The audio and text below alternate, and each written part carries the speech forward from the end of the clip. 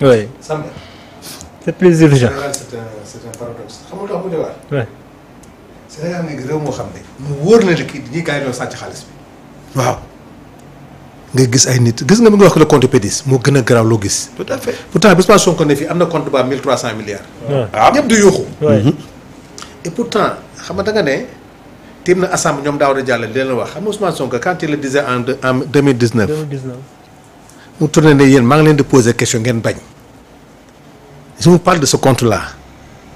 ne nga du ngeen ma tontu. mais billahi un jour. di ngeen ma sa tontu ji compte bi.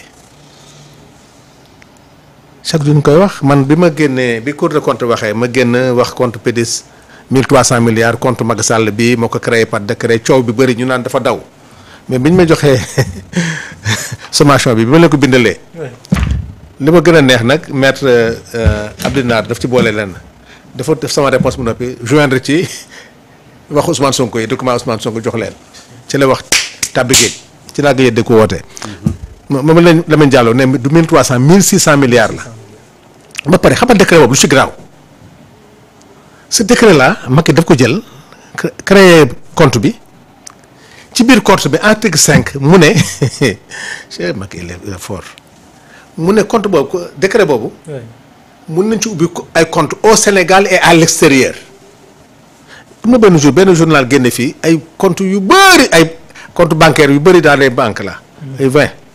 benn jour lañ ko wax rek bàyyi. mais li gën a garaaw décret bi kenn gisu ko ñu ne c'est estampillé. te attention nag compte boobu. tey bu feeñoon décret bu feeñoon. ba ñu xam compte ya mais xëy na ñu ngi wax ay tant de milliards. ba pare compte boobu daf ci am benn affaire bu gën a garaaw. daf ci am benn période décembre xaw ma ci leen def décaissement 600 milliards. te loolu yëpp wax naa ko de bindu ko wax. te laaj nga ko boobu yëpp kenn ñanguwul laaj. kenn ba tey jii. léegi Lamine Diallo génne waan ne ko tey ne du 1300 1600 milliards la. waaw Olivier Sur du wax ci loolu. lu ñuy wax nangam décret bi dañ ko génne et pourtant. Birame Souleye. est-ce que le rapport boobu lay wax rapport caché. xëy na boobu ça y est bokk waaw léegi heureusement le rapport caché. Oui. c'est le décret PDS. Sûrement. On dit au maître Sur. Merci Olivier. waaw yow tontu nga donc. Merci beaucoup d'avoir donné le rapport caché le bon terme, ouais. c'est le décret PDS qui est caché. Les Sénégalais veulent voir le décret. Qui n'est pas publié. Qui n'est nulle part partout au Sénégal on l'a cherché. Maître Olivier Sur. Le rapport qui le cachait c'est le décret PDS 2017 xaw ma 14 des choses comme ça boobu nag. xam nga ma yeggal xam nga gars yi il faut ñuy suivre. Ousmane Sonko quand il donne le ton. Ousmane il donne le ton. xam nga affaire yi dette cachée bi ba mu génnee ne man bu ma déggee nit ñi di focaliser wu ci FMI man daf may jaaxal. yéen balaa ngeen di focaliser ci FMI da ngeen war a jublu ci ñi nga xam ne ñoo indi réew mi fii. il a donné le temps.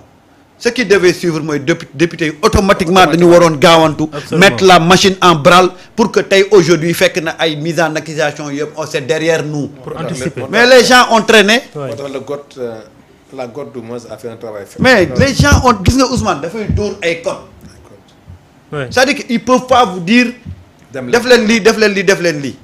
mais xamoon na ne ce débat sur la dette cachée là dañ ci nar a éterniser wu alors que on devait l'évacuer c'est-à-dire que il faut savoir anticiper sur le Ousmane Sonko di wax.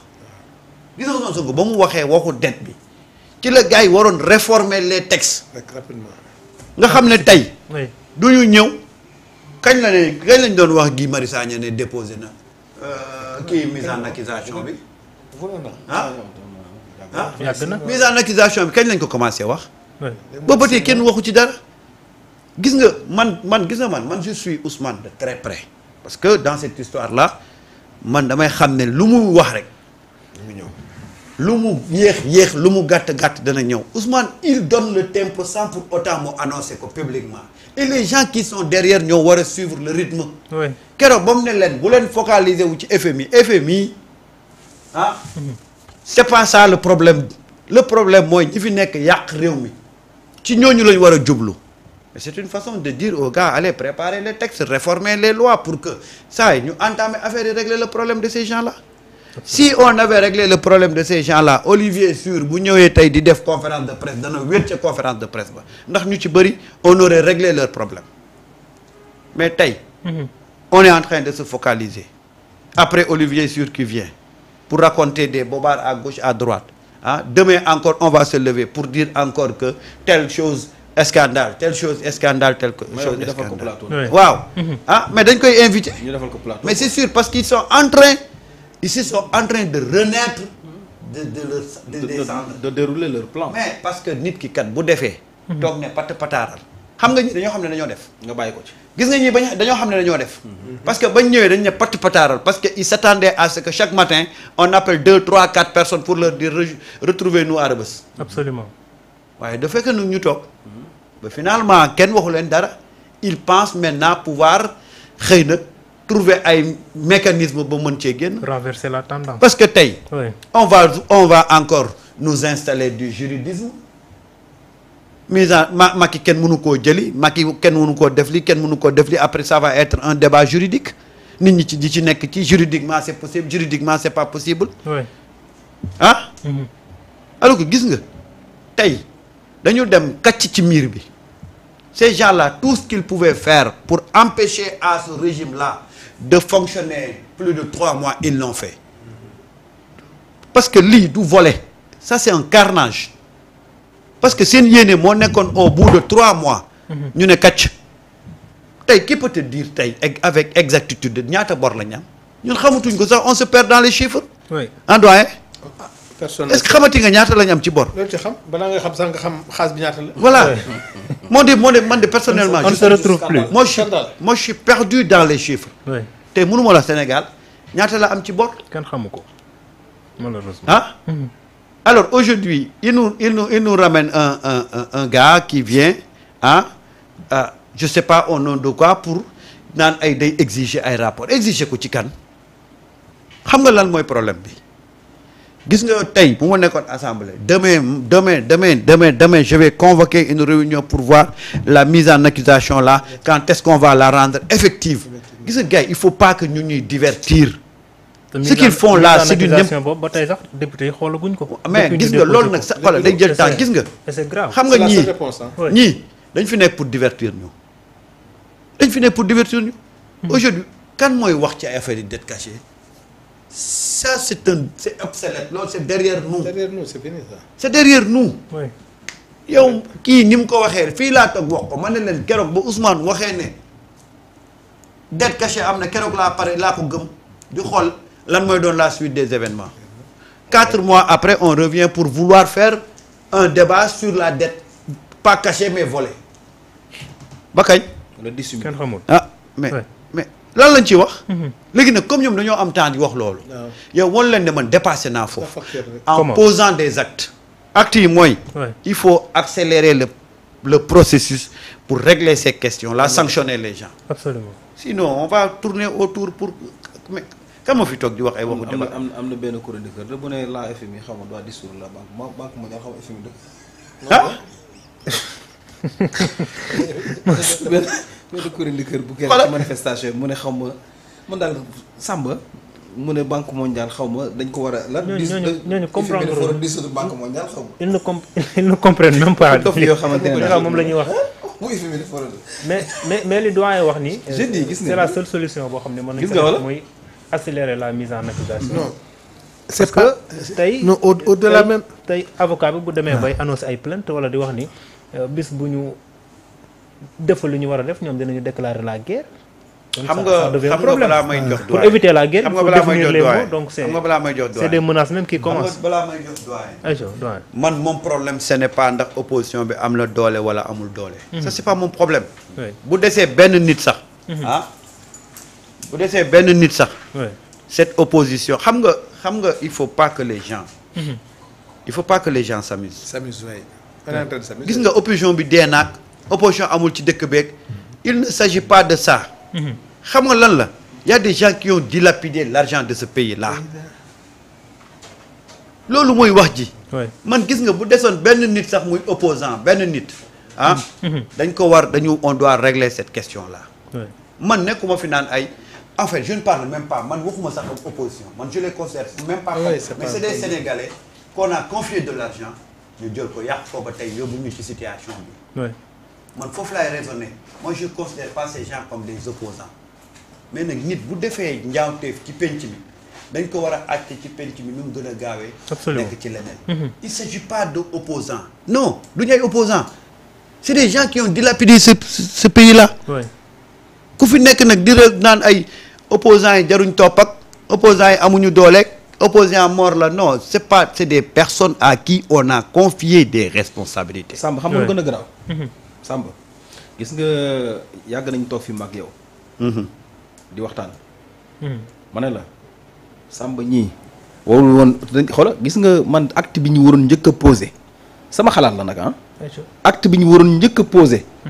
mooy dissoudre l'APR.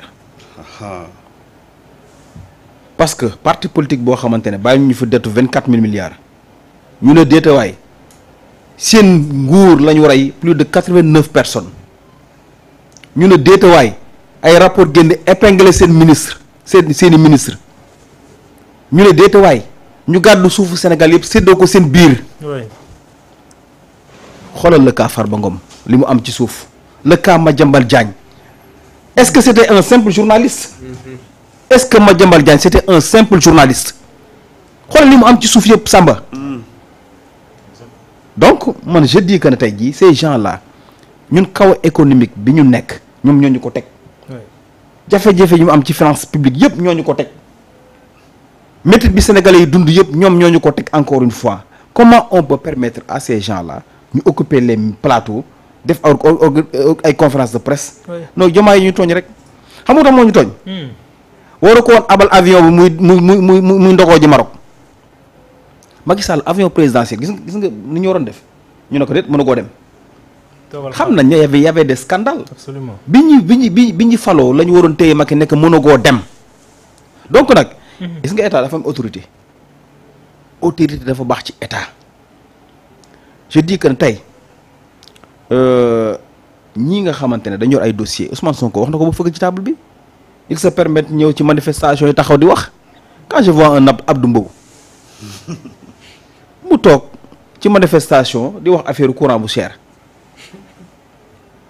mais yow c'est de la manipulation ñoom ñoo yokk courant bi ni lii ñoo il faut ñu leeral ko Sénégalais yi c'est pas président Bassirou Diomaye Faye ak wala gouvernement bi ñoo yokk courant yi tranche bi ñuy wax ñëpp ñoo ko fi bàyyi ku musul fay courant nag ah ku musul fay courant waaw bu ñëwee di fay courant nag day yaakaar dafa cher waaw c'est ça xam nu mu demee waaw waaye nag teewul nag courant bi cher na noonu la demee waaw loolu moom saa yi courant bi cher na mais je te dis xam nga fii dama am benn kii bu ñu wax rek ñu ne tey jii pour la diminution des charges de fonctionnement de l'État dans le cadre de la rationalisation des dépenses de l'État ñu ne 1930 milliards en 2025 et 1650 milliards en 2026 soit une diminution en valeur absolue de 280 milliards francs 280 milliards source LFI 2026 xam nga foofu pour te dire que ne gars yi li ñuy rationaliser mi ngi am effet léegi j'ai vu quelqu'un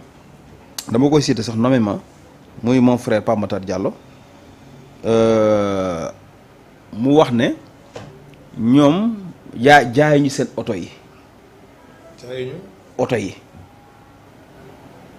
de fonds politique. non pas de fonds politique Pape Matar Diallo ci li mu wax mooy gars yi mënoon nañu jaay seen oto yi sax pour dimbali askan wi. ci noonu la koy oto yi gars yi yor. waaw léegi nag est-ce que jaay